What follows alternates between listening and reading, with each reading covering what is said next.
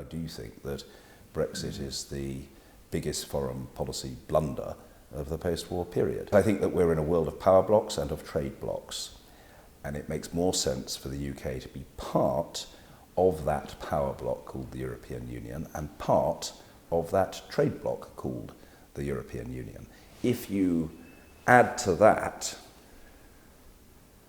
the civilizing effect of some of the social legislation that has been ushered in by the European Union, that seems to me to amount to a virtuous combination of benefits for the UK.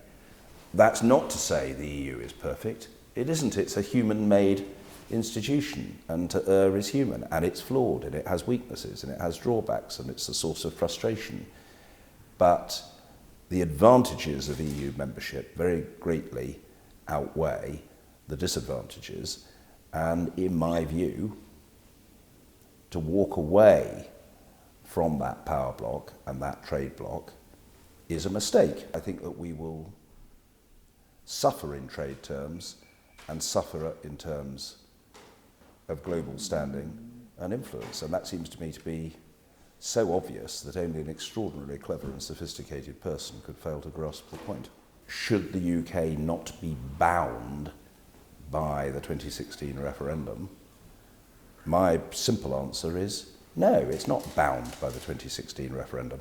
That is not to disrespect it, it's not to sniff at it, it's not to say that it's of no account, but it isn't the final word on the subject.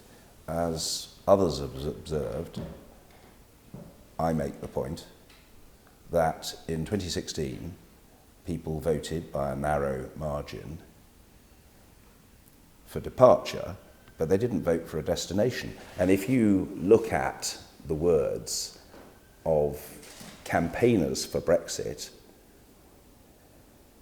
very often they said different things at different times, and between them there was absolutely no agreement about what Brexit meant.